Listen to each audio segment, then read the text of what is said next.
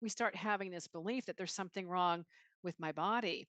And a lot of people really believe, no, it's a me problem, but we need to understand it's a cultural problem. It's the water that we swim in. And if we didn't have this cultural problem, we'd have a lot less me problem. Evelyn, thank you so much for coming on RealPod. This is an honor. I'm a big fan of your work. I've had Elise on the podcast before, so now I feel like I'm completing, the legacy here. So thank you. Nice. Well, thank you. How is your day going? How are you? Oh, it's going pretty fantastic. It is a beautiful sunny California day. I'm ready to go surfing tomorrow. That's the kind of day week I'm having. I heard you're an avid surfer. That is so. Oh, I love it. That's amazing. In fact, I just participated in my first Halloween costume surf contest. No. So were you What wearing? an epic fail! I was paddling out. A wave smacked me down. Took my tutu to my knees. So you were surfing in costume. That's amazing. Yeah, it was so much fun. It was really. That's all it was about was fun. So yeah. How did you get into surfing? Honestly, when COVID started and shut down all my things, I used to do tournament ping pong and other stuff, and I thought I got to find something. So I started taking lessons, and I have just been hooked ever since. And I'm lucky to live only about 10 minutes away from my home surf break, so I surf every chance I get. Oh, that's so great. I'm really inspired by that. I think having hobbies is so important, especially like in adulthood and trying new things. And I've been wondering if I should join like a rec sports league. I miss playing soccer. Haven't played since like I was in middle school, but why not, Yeah, it's fun to have a passion. It really is. I organize my vacations around it now too, so and meet fascinating people around the world. Yeah, well, speaking of passions, obviously, as can I call you a founding mother? We throw founding father around so much. I'm like, we need. That sounds pretty good to me. Yeah. I mean, the fact that you and Elise together, coined this term of intuitive eating, wrote these principles, have created, the many books and teachings and courses that you have, I know has been so impactful for me as intuitive eating really changed my life. And I think for so many as well. What led you to this work? Did you have an eating disorder yourself and battle with diet culture? Or was it things you were seeing in the field as a dietitian, nutritionist? I did not have an eating disorder, but I grew up with a dieting mom. And in fact, one of my saddest days was the day she was diagnosed with ovarian cancer, getting ready to have surgery. And we're having one of those heartfelt conversations past the tissues. She stands up, does a slow circle and an inventory of her body, and she says, all these years of dieting, what a waste. All I want to do is grow old. And to have that realization at that point in her life, so she died, 3 years later. But what really was the root of all of this is Elise and we were just seeing so much suffering in our practices, and the traditional ways in which we were taught wasn't working. So we thought, you know what, let's go to the research. And I am the research geek on the team. I get into the weeds because I just happen to love it. We did that, considered our experiences and some other stuff going on just in general, major media, and came up with these 10 principles. And we got really lucky because originally this book was a book. I mean, obviously it's a book, but it was just a chapter by chapter. And our publisher said, we love the concept, but can you break it into how-to steps? And so we broke it into 10 principles. And what was fortuitous about that, you can measure 10 things. And so a scientist out of the Ohio State University, basically said, hey, does it matter if you're an intuitive eater? So what? Can we measure it? It's like, yes. It really does a lot for your health and well-being. And so we can say intuitive eating, when we created it, was research inspired. And now fast forward almost 30 years later, there's almost 200 studies on our work showing a lot of benefits. And one of the strongest benefits is psychological well-being. And when you think about how much brain space diet culture takes up, even when you're not on any kind of food plan or dieting, but in your mind's like, oh, I shouldn't. And it really robs you of your relationships. It disrupts you of self-trust. Anytime you're outsourcing your eating decisions to some influencer, some guru, some plan, you do so at peril at disrupting trust between you and yourself. And I think it's why I see so many people who will come in very, very smart and they'll say, I can count the macros in a single pea, but I don't know how to fucking eat. I hope it's okay I said that. Yeah, totally. I mean, all of that, it hits so hard. And that's something I think about often is like, the amount of energy I used to spend thinking about what I could and couldn't eat, how much I weighed, what diet I needed to go on, how I needed to lose weight. And then when you are able to be free from that, it's like the beauty, the peace, the like you use the word space that you have back. And that's a huge reason that I feel passionately about, promoting intuitive eating is the peace it gives you to then actually enjoy your life. Yeah. And I mean, even the other day, I was really struggling with these thoughts of weight loss. I think it comes and goes, and you look in the mirror and you think, oh gosh, should I lose weight? And then I reminded myself, I want peace. I want peace more than I want to get into this cycle and hate myself and cry and then be at a war with food. But it takes a while to get there. So you talked about the research. I want to dive into the narrative people have of like, someone would say, okay, let's talk about the research. You eat less calories, you lose weight, you look thin, you're, quote, healthier, and you're done. That's what someone would say, right? So tell me all the reasons why that lights you up. Oh, I will happily do that. So it's interesting. When we say research, we have to unpack that. Oh, well, how long was this study? Oh, it was only 6 months. We know from research, there's a body of research that shows that not only does dieting not work, it actually predicts more weight gain and more weight cycling. In fact, 2/3 of the people who embark on some kind of diet for the purpose of weight loss or changing body size will gain back more weight than they lost. It perpetuates weight cycling, which has an impact on your health, cardiovascular health, overall health and morbidity and mortality. And it's profound that there's so much research showing this, and yet there's this idea of calories in, calories out, and our bodies are so much more complex than that. It's like, if on a bright night you look up at the stars above you, that's like every single little reaction that's going on in your body. And to think that we can outmaneuver our biology, our body is so smart. We are wired to survive famine. And so when we cut back on our eating, you get to a point where you start obsessing more about food, having more cravings. And at some point, quite often, there's loss of control eating.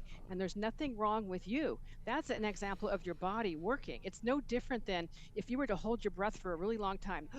Hold your breath a long time. Eventually you're going to pass out and your body's going to make you breathe again. And the same thing with eating. If we look at that when you restrict your eating, it's like restricting air, and you restrict your eating, you're going to inhale the food at some point in time. And it has nothing to do with willpower. It's just biology is incredibly, incredibly strong. And it affects us both mind and body. And unfortunately, famine has existed ever since people have been on this earth. So our bodies are very, very good at conserving energy when needed as well. And something that is so important to hit on that you talked about earlier was mental health, and just the fact that when people think about dieting, they're thinking about like physical health completely. And my mental health was at an all-time low when I was the skinniest I'd ever been, or when I had a visible like 4-pack on my abs, but I was miserable and I didn't like myself. And my mental health is better when I allow myself to have dessert and have a bagel and eat more holistically. And it's such a thing that people overlook. Yeah. And basically, it's your life satisfaction improves incredibly. I can't tell you the amount of time I've worked with people, and I'll ask them to take me through a day when they're really steeped in diet culture, and they'll talk about, going out to dinner with a friend or a loved one. And instead of really being in that conversation, they're calculating macros, or how they're going to compensate, or what they're going to do the next day, or what they're going to. They're missing out on the conversation. Their body is there, but their mind has left the table. And so it really disrupts that kind of connection. And I've had people say, oh my God, I got my girlfriend back, or my wife back, or my partner back, when they finally let go of diet culture. It has a lot of impact on the quality of our life, and absolutely on our mental health. Oh my gosh, I've never really thought about this, but as you mentioned that example, my current husband. We got some plans for another? No, but I think my husband, Max, who hopefully I have forever and ever and ever, but I meant he's currently my husband. At the time of this story, he was my boyfriend. That's where my brain was going. There we go. It makes complete sense now. I'm not worried anymore. Yeah. I remember we were just starting to date, and we went to the gas station across the street, and we got a pint of Ben and Jerry's, and we brought it back to watch a movie. And I cannot tell you what movie we were watching. I can't tell you what day of the week it was. I can't even tell you how that night ended, because all I remember is sitting there thinking, all I want to do is grab that pint of ice cream and eat the entire thing, and I wish he wasn't here because now I can't eat it. And it's like I'm sitting there thinking, should I grab another bite? Is he going to think I'm eating a lot? I'm not allowing myself to have ice cream or foods like this, so I really, really want it. Like, all I was in my binge mind. I wasn't even there with this guy I was falling in love with. You were in the deprivation mindset. And from a research standpoint, they also call this the what the hell effect. And that is when people have rigid rules around eating for the sake of trying to shrink their body or keep it at the same, there's this paradox that ends up happening, that something comes along to break their restraint. It can be a mood, it can be an event, it can be hunger, it can be the presence of food. And when that restraint gets disrupted, what the hell? And it becomes an all or none food fest. It's known officially science-wise as restraint theory, but its nickname is the what the hell effect. And the way you just described that, I could feel the energy of what the hell. Like you said, instead of focusing, oh my God, I'm here with the man that I love, it's like, where's the ice cream? I wish he would leave. I want the ice cream. I want all the ice cream, and all of that. And are you saying, just so I follow you, that it's the moment that you then break the restriction and you binge, or it's the moment you realize you're tired of the restriction? Oh. So here's what it is. We just earlier talked about biological deprivation and how powerful that is a drive, but there's a psychological deprivation.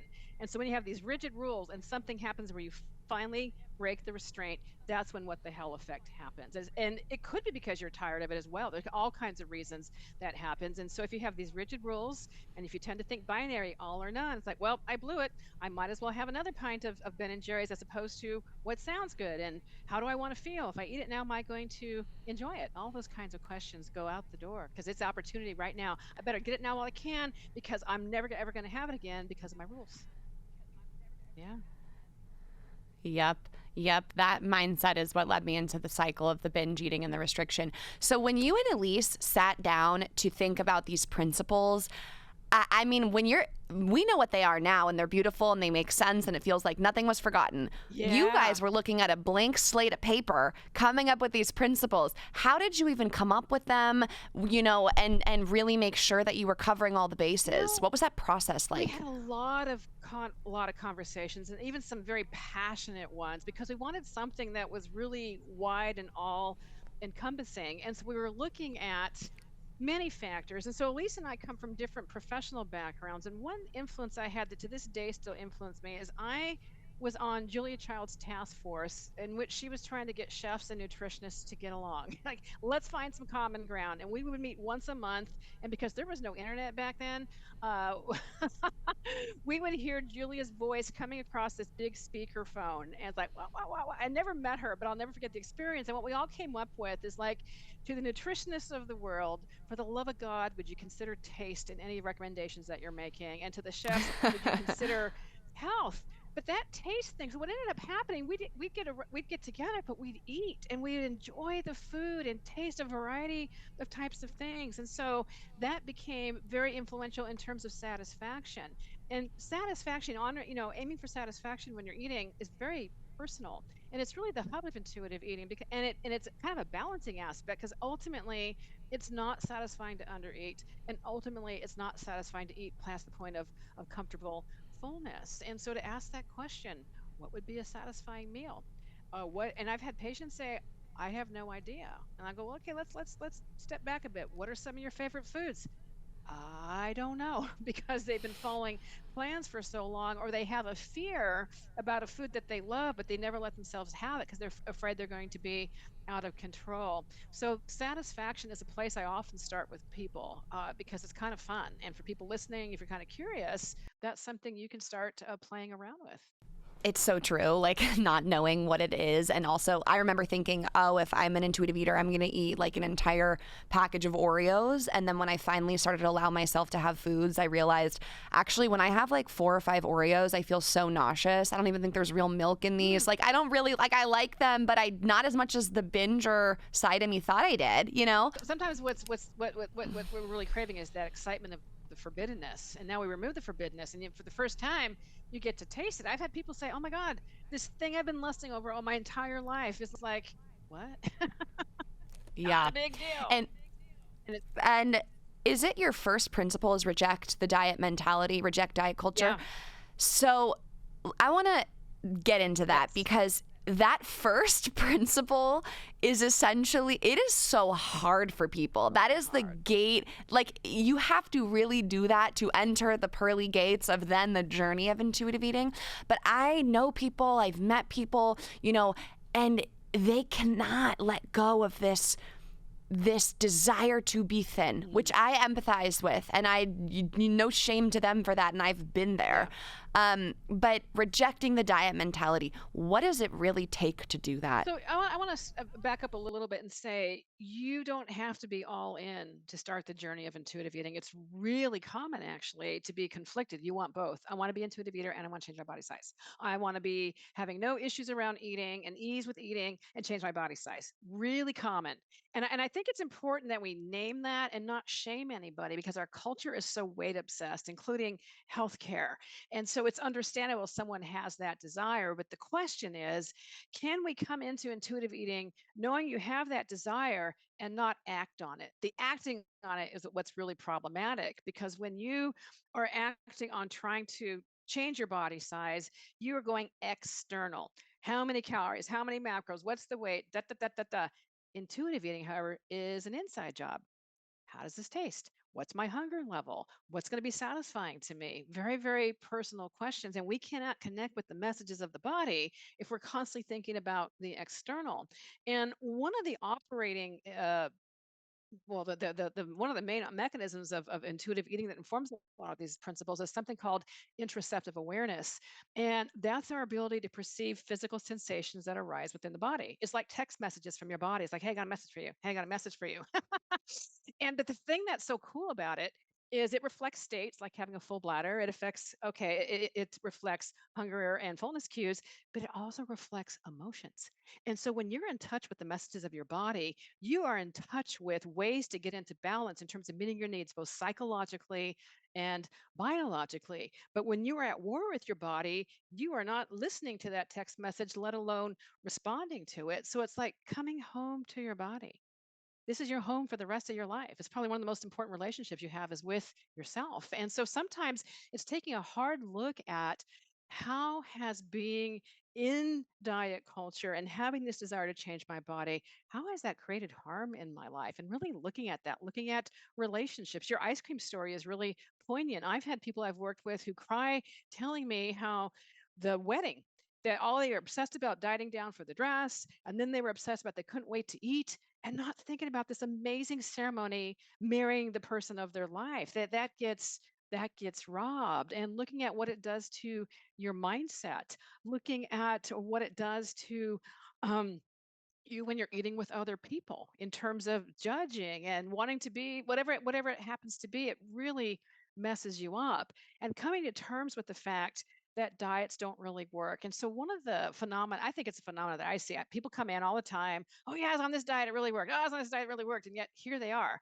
And so it's true to say that it worked temporarily, but it actually didn't work. And so I like to spend some time on that it worked temporarily. That's the seduction. That is, it's like a first love. First loves are easy. Oh yeah. And then after that seduction of the first diet, you're trying to get back to the way it was. I just want to be the way it was. It was so easy. But your body's smart. It's like, well, we're not going through that famine again. We're going to protect you. We're going to let you be really hungry. I mean, we're gonna make you focus on food. And when you eat food, we're going to make sure you get some more of that. And then psychologically, your brain gets more focused toward food related kinds of things. And so one of the things Lisa and I are talking about is that if we didn't have diet culture, it wouldn't be so hard to reject the diet mentality. And we need to recognize we have a culture problem. If we didn't have a culture problem that worshiped thin bodies or created virtue by the way that you are eating, this would be a lot easier to work with. So I think it's important to recognize it's difficult, but you don't have to be perfect. You don't have to be perfect coming into this. And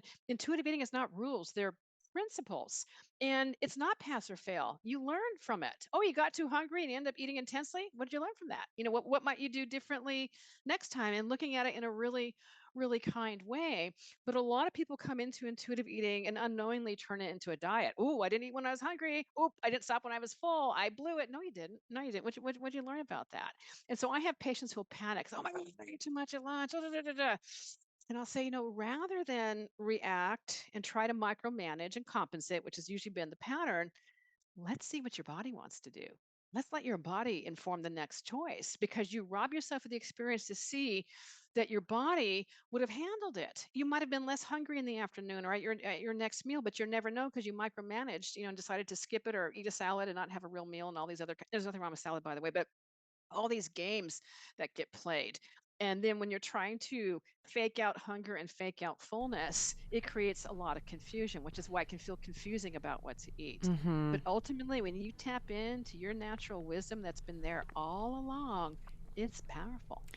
Powerful. You're so brilliant and infectious. Thank you for all Oh, that. thank And you. Thank you thank very you for much. correcting me with how I was describing it, because I think that is so important. And I come from like an athlete background, and so I'm like, I want to master each principle. And I remember too, even recently feeling like I've been eating a bit past being full and thinking I need to open up my book again and like get back to be a perfect intuitive eater. And I've been trying to remind myself that's okay. Wherever you're at right now in your life, this is how you're wanting to eat. And we are having that dialogue of why and what can we learn. And we don't have to, we can accept where we're at.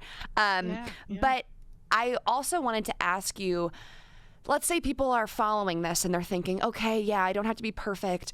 But then it's almost like, and I feel this because I know this, they want to like burst into tears, but say, I just hate my body. I just hate my body. And it feels like if I even try intuitively eating, I'm saying I accept my body and I don't love it.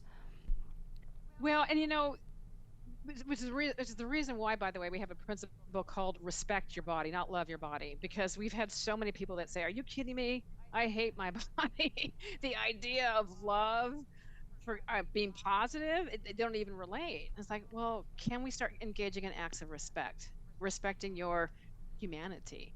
And it's so important. I think an important thing to remember or to consider: we were not born hating our bodies.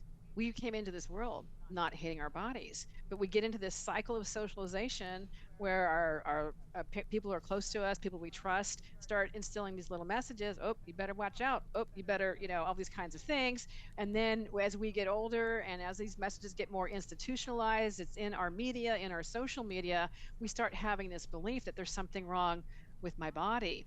And a lot of people really believe, no, it's a me problem, but we need to understand it's a cultural problem. It's the water that we swim in. And if we didn't have this cultural problem, we'd have a lot less me problem. And Mm-hmm. what I find is it's really a belief system that's transmitted intergenerationally. I will often ask people, and you can do this, I invite you to consider this. Think about your own family. Think about your parents. Think about your grandparents, aunties, and uncles. When you got together at family events, was there body gossip? Were your grandparents and aunts dieting? Like that's the way to go. So that's a value system and a belief system that's passed on, which is why you just can't say suddenly, okay, I love my body, or okay, I'm body neutral, because this has been passed on in a really, really profound way. And it's important to give yourself the time and the space just to let it be whatever it is. It can be both and.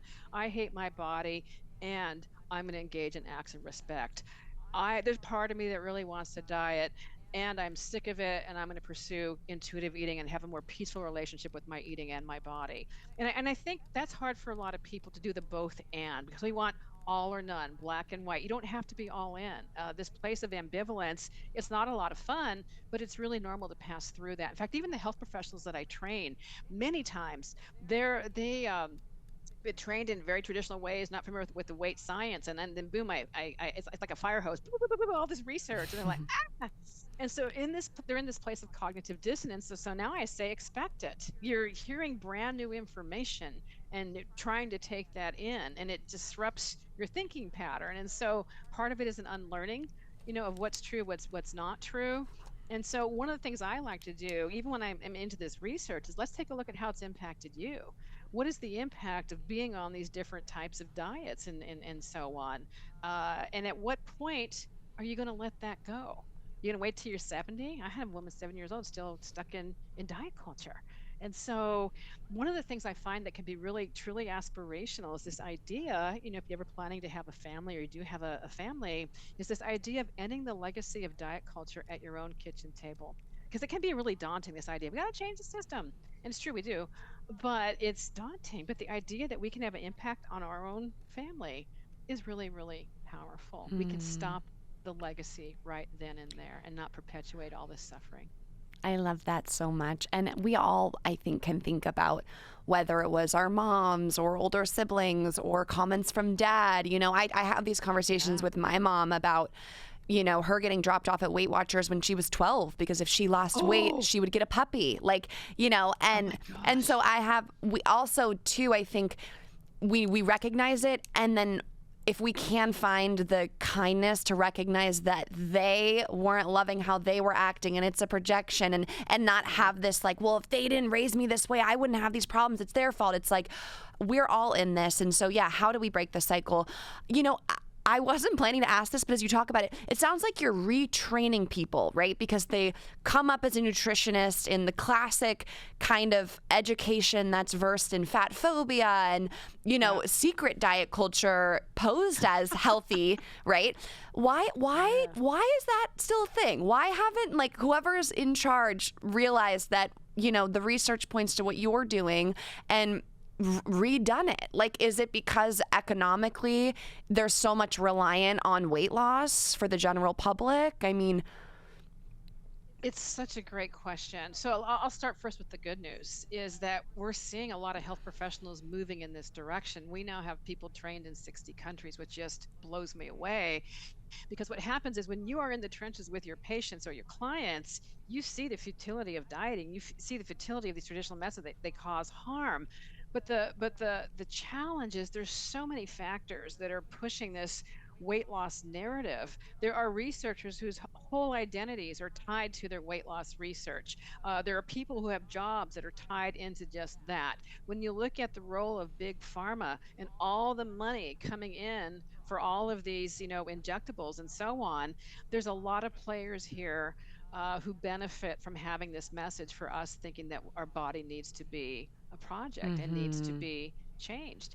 So it's really really complex. And so I'm not into blaming people. We can say, yeah, the way I was raised was certainly a big factor, but we've got our culture, we've got social media, we've got our institutions. I will never forget one of my patients who came in with a profound eating disorder, who at the age of 12 was told by her pediatrician, "You're 1 pound away from obesity," and boom, she got into her, but he body shamed her, and that began her descent into this horrible, horrible eating disorder. So this also comes not just from the culture. Scientists and healthcare is part of that culture as well. So it's big. It's a big thing to take on. That's why it's going to take many voices and many different kinds of organizations to, unpack all of this and Yeah. move through it. And unfortunately, it's the same as so many other important conversations in the world, right? Well, they're linked. All, forms of oppression are linked. When you look at the role of racism, anti-blackness, and BMI, it is profound. And this is getting a little bit into the weeds, but I think it's important to say it. If we look at the work of Sabrina Strings, who's an academic at a UCI, she wrote a book called Fearing the Black Body, The Racial Origins of Fat Phobia, and tying it all into bodies were hierarchied as a form of racism and classism. There was also religion and things that were put into this in terms of purity. So the idea of having a smaller body actually predates healthcare.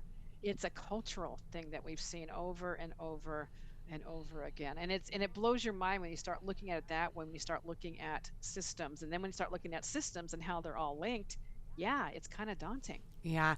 I've heard so many good things about that book. I need to read it. I've been trying to. It's a must read, Yeah. honestly. It really Okay, is. Yeah. amazing. I'm gonna put that on. I'm gonna trying to read as part of one of my New Year's new resolutions. But speaking of relationships, people, commentary, pressure. When people listen to this, next week will be Thanksgiving. So, any advice for the mindset as we approach, eating, whether you celebrate it or not? I think the holidays elicit more unique situations where we're going to receive comments from family or friends. People are going to be seeing our bodies who might not have seen us in a long time.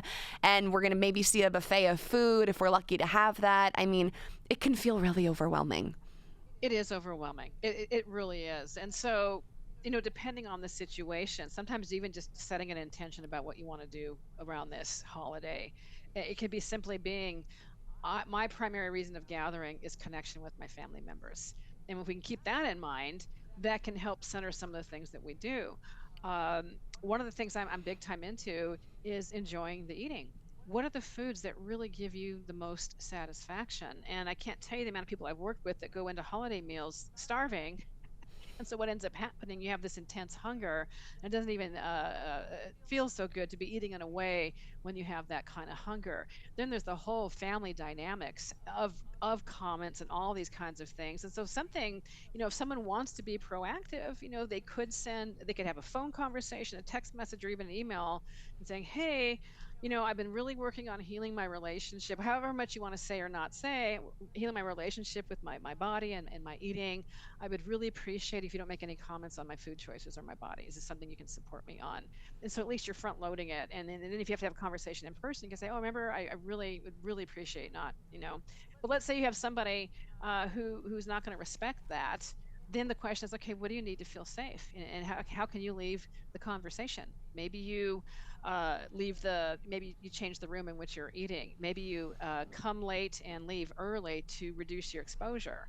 So, and also what kind of energy you have. Do you have the bandwidth to set these kind of boundaries? You may or may not, depending upon the relationship of the individuals. Yeah. So it's very complex. Yeah. It is so hard. I feel grateful that my family is super on board with like where I am at with food, and I've been so open, but I kind of forget how, and maybe you feel this way, Evelyn, that you run in these circles now where everyone knows what you stand for, what you preach, and you don't come across it as much as maybe most people do on the daily basis.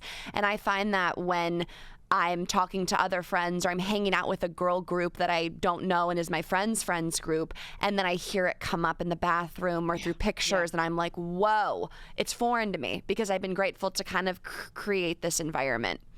Yeah, yeah. And so sometimes too, you can even be thinking about, well, what do you want to do in these situations, if anything? And it's funny, I have a very simple phrase I use over and over again. Is like, I don't look at food that way. I don't look at bodies that way. And so it's an I statement. It's not saying, how dare you? I'm not shaming the other person, but it's like saying, I'm not interested in this conversation without being mean about it. And I have some colleagues who like to add a lot of snark to the conversation. It's not my style, but if it's your style, add the snark.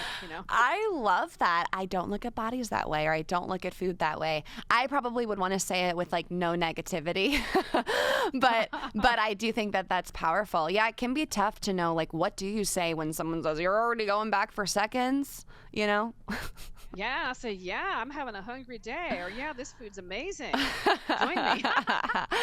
I know. I will never forget this. I was at a retreat, and we had a lunch break where we all went out and got lunch, and I came back with my food, and I was sitting next to this guy. He goes, I can't believe how much you're eating. And I remember thinking, wow, if this is one of my patients, they'd have been mortified. I said, absolutely, yeah, I'm hungry. That's great. What was their reaction? You guys did. They just, oh, okay. Yeah, because that's the thing. You don't know what that person's doing. You don't know what their activity level was, or all these other kinds of things, and making these assumptions. You have no idea.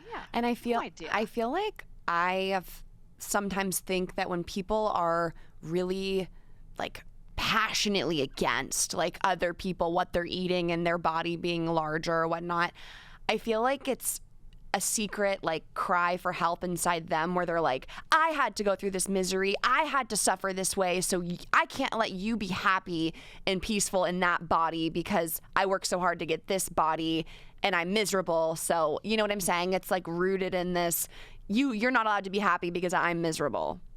There could be some of that, and sometimes it could be like it makes them feel superior because they're now standing on this kind of moralistic ground. And one of the things I think about is we don't know what's going on in their lives as well. Yeah. They could have an eating disorder, as far as we know, and I'm not going to ever get into that at a family dynamic kind of thing. But there's some perspectives as well. But I'd be looking at how can you stand your ground and not be affected by those kinds of statements. Oh, that's what my body wants. Oh, this is what tastes good for me. Again, those I statements. Oh, I got some big hunger going on today. I'm loving it. Yeah, I love that. I'm going to steal those. Go ahead. As we get close to wrapping up here, I did want to ask you, how have you seen the evolution of this conversation over time, change, morph, grow? Are you happy with where things are? Does it upset you that services like Noom are trying to claim that they're intuitively eating, but it's really versed in how to lose weight? Yeah. So, it gets frustrating when you look at the misinterpretation of an intuitive eating. I don't mind constructive criticism, but the misinterpretation. I mean, there's like good news and bad news. The good news is, last I looked, we have over 2 billion with the B hashtags on TikTok. That's cool. But with that kind of exposure, there's going to be misunderstandings around intuitive eating. I'm mostly really just pleased at how popular it's gotten, both from a research standpoint and in the interest of healthcare professionals. That gives me really, really great hope. And, Elise and I have really evolved in our work. When we did the 4th edition of Intuitive Eating, we decided, let's go back to the original writings and see if we still stand by what we said. And there are some places in there where we were actually wincing. And we decided to be transparent about it, mentioned it on social media. And it's like, aren't we allowed to grow and evolve? And to my surprise, because I was kind of wincing at the reaction we might be getting, but it was the truth. We got a lot of support, around that. And where we are evolving right now is, we're adding a social justice piece, intuitive eating through the lens of social justice. And it came in a little bit into our conversation when I said we have a culture problem, we have a systems problem. We need to acknowledge that, because if we don't, it's going to be hard for somebody who lives in a marginalized body. They can think happy thoughts and do all the things, respect their own body, but when you have a culture that you don't feel safe in because of the size of your body or because your gender, your race, and so on, it's a whole different experience, and we need to acknowledge that. So I think there's going to be a 5th edition of Intuitive Eating, honestly, and we're updating the Intuitive Eating workbook right now as we speak. And the thing that's so cool, Elise and I have these very passionate conversations, and we both know that we love intuitive eating, and it's so important to us. And through these conversations, we end up coming up with something that we really, really feel good about overall. It's so awesome that you guys go back and you kind of call out where you could have been better, where you could grow. I mean, yeah. I'm like, can we do that with the Constitution? Oh, right. Oh my God. I'm like, what? Yeah. I'm like, you guys are going back just like in your own lifetime, like to be better, like in your own adult. I mean, so I really admire that. And I'm so glad that the reaction has been support. And once again, I'm just the biggest fan of you and all of the work that you've put out into the world. And I have the 4th edition. If a 5th comes out, I will pick that up. So thank you so much. And do you take new patients? Can people still work with you? The answer is maybe, because I'm so booked. So you're probably better off working with one of our certified intuitive eating counselors or with Elise. Okay, I love that this is where we're ending. What is the best way for someone who wants to do this and needs a professional or needs guidance? Is it to go to the intuitiveeating.org website and then look for the certified counselors? Yeah, we have a directory there for certified intuitive eating counselors, and you can look through all. We have over 2,200, and that's the thing to keep in mind, that if you have a complex history, if you've got trauma in your history, you have eating disorders in your history, other food insecurity, some of these steps might seem really, really scary. There's nothing wrong with you. You just need more support along the way. So yeah, that's a really good point. Amazing. Well, Evelyn, thank you so much. It's been a privilege to speak with you. Thanks for coming on Real Pod, and I hope you have a lovely holiday.